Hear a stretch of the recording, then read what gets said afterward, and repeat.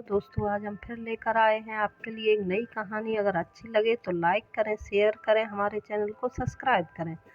हमें अपनी लड़ाई स्वयं ही लड़नी है और इसके लिए पुरुषों के लिए विरुद्ध झंडा उठाने की कोई ज़रूरत नहीं है। हमें एक दूसरे का सहारा बनना है, एक दूसरे का दर्द पहचानना है। और सौभाग्यवश आज के सारे शिक्षित हैं, उसकी सोच संकुचित नहीं रह गई। अब घर बैठे हर समय बहू की नुक्ताचीनी करने में अपना समय नहीं गंवाती। जया स्वयं को उतना उत्साहित नहीं पा रही थी जितना वो 6 माह पश्चात घर लौटने पर उसे होना चाहिए था।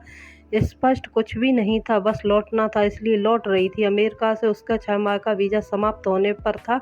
उस समय वह अपनी बेटी, दामाद और 2 नटखट नातनों के संग बिता कर अब अपने घर आ रही थी। यहाँ भी भरा पूरा परिवार है। घर एक ही घर के ऊपर नीचे की मंजिल में दोनों बेटे परिवार सहित मकान को तो उसके पति का ही बनवाया हुआ है, और यहाँ उसका निरादर होता तो ऐसा भी नहीं है। तो फिर मन क्यों उचाट है? पिता की मृत्यु के बाद बेटी ने बुलावा भेजा था ताकि मन बहल जाए। कुछ दिन पर रहेंगी तो अच्छा लगेगा।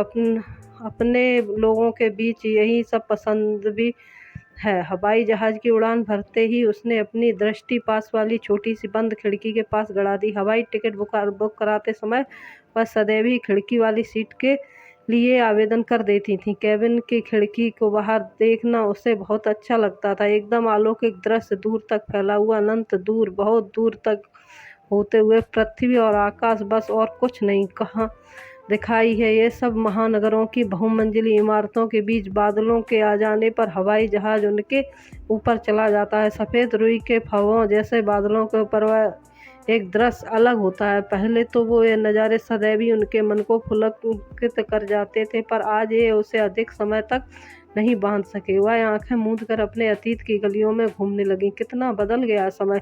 जब इसका विवाह हुआ था तो शास्त्र अर्थात बिना ताज की एक छत्र सामग्री, जिस पर उसकी सास तो कठोर और निर्मम भी थी। पति भी तो ऐसे नहीं थे कि कभी दबी जुबान से भी अपनी पत्नी का पक्ष बोल दें।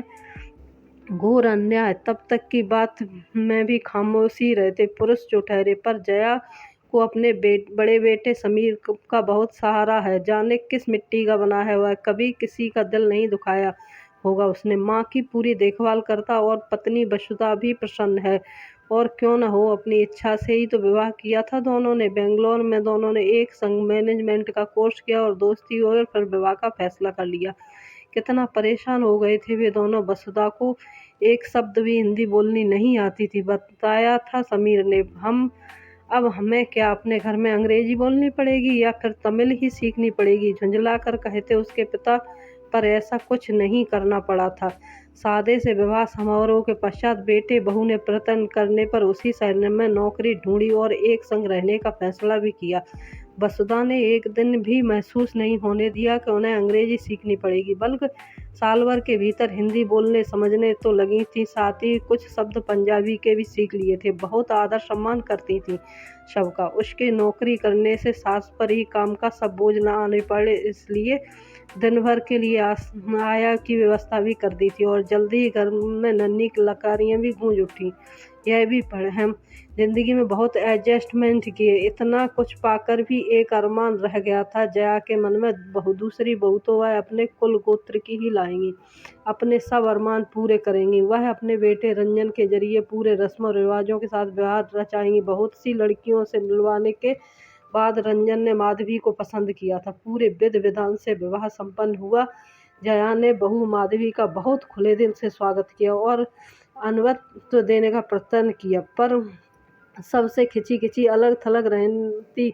अपने कमरे में चुपचाप कुछ पढ़ती रहती अथवा रेडियो चलाकर आंखें मूंदी लेटी रहती। जया उससे बात करने का प्रयत्न भी करती, लेकिन वह या तो चुप रहती अथवा रूखा संक्षिप्त सा उत्तर देकर चली जाती। जया को अपने प्रति किया व्यवहार न खरता। यदि रंजन माधवी आपस में हंसी खुशी रह लेते, पर दोनों का भी मुंह अलग अलग दिशा में ही रहता।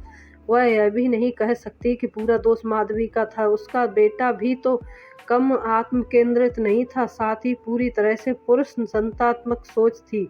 उसकी कहाँ गलती हो गई उससे लालन पालन में। संस्कार तो उसने अपने दोनों पुत्रों को एक से ही डाले थे।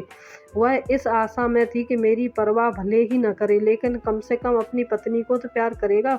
वह किसी तरह आपस में ही सामंजस्य बिठा ले, यही सोचकर उसने ऊपर वाला हिस्सा उन्हें अलग रहने के लिए दे दिया था। प्राय ऐसा होता कि बहू उस सास से प्रताड़ित न पाती और अपना समय अपने पर ब्याज सहित अपनी बहू से वसूलती।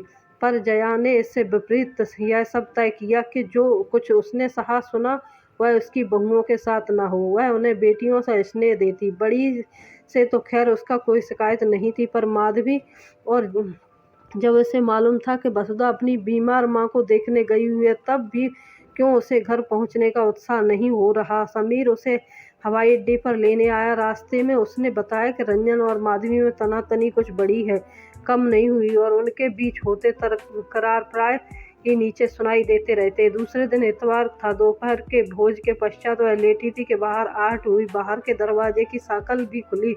नीचे के हिस्से में उस वक्त कौन जा रहा है यह देखने कमरे के बाहर आई। पाया माधवी खड़ी है। द्वार के पास एक अटैची केस भी रखा है। कहाँ जा रही हो इस तपती दोपहरी में, उसने पूछा। अभी सोच नहीं, मतलब आपके बेटे ने कहा है कि यह घर उसका है और मैं यहाँ से चली जाऊँ। जया उसका हाथ थाम अपने कमरे में ले आई, उसे स्नेहपूर्वक अपने पास बिठाया और कहा, हाँ अब बताओ। पर वह तो मुंह खोलने को तैयार ही नहीं थी। माधवी, तुम इस घर में ब्याह कर आई हो, अतः अब यह घर उतना ही तुम्हारा है जितना रंजन का। घर तो आप लोगों का है, रंजन का है, मेरा कैसे हो सकता है? फिर तो यह घर मेरा भी नहीं हुआ। मैं भी तो तुम्हारी तरह बाहर से आई हूँ। अच्छा फिर यह बताओ, मेरा और तुम्हारा घर कौन सा है? माधवी चुप हुई बैठी रही। यह भी घरेलू इलाज माँ के घर सुनते रहे कि बेटी पराया धन है और ससुराल का घर तो पति का होता है। भले ही यह घर स्त्री तिनका जोड़कर बनाती है, पर उस घर की दिन रात देखभाल करती है। अपने से पहले पति को बच्चों की ज़रूरतें पूरी करती है। फिर भी अगर उसका नहीं। अच्छा फिर यह बताओ, उसका घर कौन सा है? क्या पता, माधवी ने संक्षिप्त सा उत्तर दिया। मैं अपनी संग बैठे बातें नहीं की, दुख सुख नहीं बांटा। चलो आज ही शुरुआत करते हैं। माधवी की तरफ से कुछ हरकत न पा जया ने कहा, मायके में जब भी तुम्हें कोई समस्या होती थी तुम माँ से अथवा घर के किसी अन्य सदस्य से बात कर मन बोझ हल्का कर लेती थी ना, वैसे ही आज भी कर लो। चलो पहले मैं तुम्हें आप बीती सुनाती हूँ, तब तुम्हें शायद मन की बात कहने का हौसला मिल जाए। मेरा विवाह हुआ था, मेरे साथ क्या होता था जानती हो? शाम को बेटे के घर में घुसते ही दिन भर की शिकायतों का पुलिंदा खोल कर बैठ जाती थी अम्मा।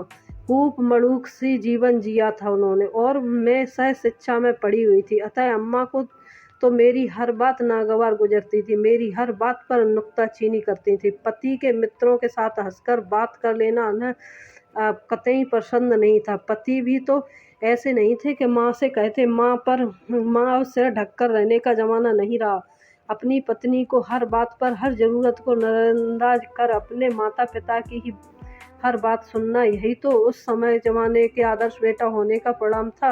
यूं पूरा दोष अम्मा का भी नहीं था। पढ़ी लिखी वह नहीं थी, पर उस समय स्त्रियों की बातचीत का मुद्दा प्राय इधर उधर की शिकायतें मीन मेख निकालने का ही होता था। फिर उन्होंने स्वयं को बहुत प्रताड़ना सही थी। युवावस्था में ही उनके पति की मृत्यु हो गई। पहले ही महिला आर्थिक सामाजिक रूप से पूर्ण पति पर निर्भर थी, तो ससुराल की सब धौंस चुपचाप सह लेती थी। पर अब शिक्षित होने पर वह उतनी निर्भर नहीं है, उससे आत्मविश्वास आ चुका है, तो वह सब क्यों सही? पर सास की छवि आज भी वही है, और इसका दुष्परिणाम यह हुआ कि संयुक्त परिवार टूटने लगे, जबकि दरअसल उनकी जरूरत बड़ी नहीं कम नहीं हुई है।